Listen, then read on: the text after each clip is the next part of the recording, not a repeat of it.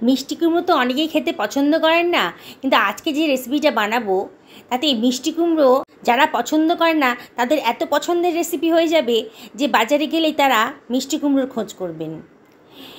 এই মিষ্টি কুমড়ো দিয়ে বানাচ্ছি আজকে মিষ্টি কুমড়ো পরোটা। শুনতে অদ্ভুত লাগছে, কিন্তু খেতে কিন্তু সত্যিই অসাধারণ, আর বানানোটা একেবারেই সোজা। একবার যদি দেখে নেন রেসিপিটা, তাহলে আপনি রোজই মিষ্টি কুমড়ো পরোটা বানিয়ে ফেলতে পারবেন। এই জন্যে আমি কাঁচা লঙ্কা আর আদার একটা পেস্ট বানিয়ে নিলাম। লঙ্কাটা আপনাদেরই পছন্দ মতো দেবেন। কতগুলো টুকরো করে রাখা মিষ্টি কুমড়ো আগে থেকে সেদ্ধ করে নিয়েছি প্রেসার কুকারে, আর এটা জল ঝরিয়ে নিলাম।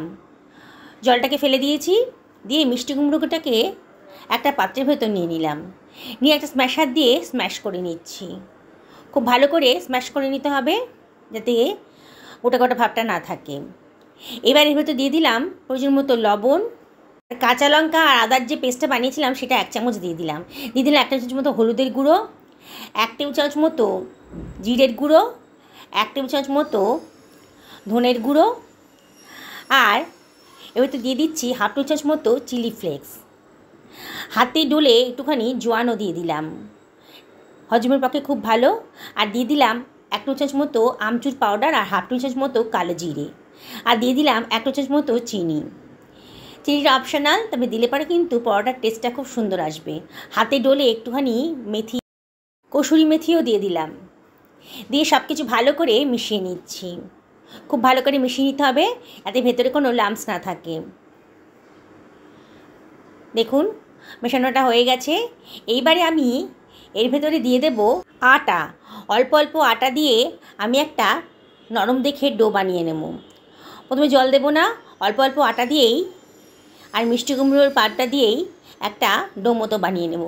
যতটা প্রয়োজন মতো আমার আটা লাগবে সেই প্রয়োজন মতো আটাটাই আমি এখানে দেব। আপনারা ইচ্ছে করলে এখানে ময়দা দিয়েও ব্যবহার করতে পারেন। দেখুন আমার ডোটা তৈরি করা হয়ে গেছে, খুব নরম একটা ডো তৈরি হয়েছে। আমি এটাকে 5 মিনিট রেস্টে রেখে দিয়েছিলাম ঢাকা দিয়ে।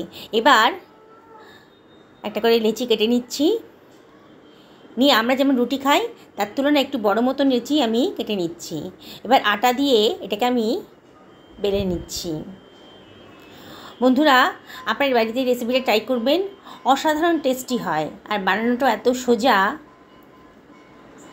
যারা মিষ্টি কুমড়ো পছন্দ করেন না তারা কিন্তু এই রেসিপিটা বানালে পরে চেটেপুটি সব খেয়ে নেবেন। দেখুন খুব বেশি মোটাও করিনি আর খুব বেশি পাতলাও হয়নি। আমি বেলে নিয়েছি পরোটাগুলো। এবার একটা ফ্রাই প্যানের ভেতর দিয়ে দিচ্ছি। ফ্রাই প্যানটা গরম হয়ে গেছে। এবার এপিট করে ভালো করে শুকনো খোলায় ভেজে নেব।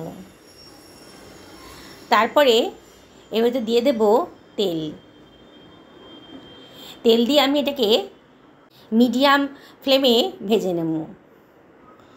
এটা মিডিয়াম ফ্লেমে ভাজতে হবে, নাহলে বাইরেটা পুড়ে যাবে আর ভেতরটা কাঁচা মতো থেকে যাবে। তাই এটা মিডিয়াম ফ্লেমে ভালো করে সেঁকে নিয়ে ভেজে নিতে হবে। খুব সুন্দর খেতে লাগে। আর বন্ধুরা, রেসিপিটা ভালো লাগলে আমার চ্যানেলটা সাবস্ক্রাইব করবেন, আর লাইক শেয়ার কমেন্ট করতে কিন্তু ভুলবেন না। দেখুন এপিট করে ভালো করে ভেজে নিয়েছি, খুব ক্রিস্পি হয়েছে আর খেতে কিন্তু সত্যিই দুর্দান্ত। আপনারা অবশ্যই বাড়িতে এটা ট্রাই করুন। দেখলেন তো কত সহজেই এই মিষ্টি কুমড়োর পরোটাটা তৈরি হয়ে গেল। বন্ধুরা, সকলে ভালো থাকুন এই কামনা করেই ভিডিওটা এখানে শেষ করলাম।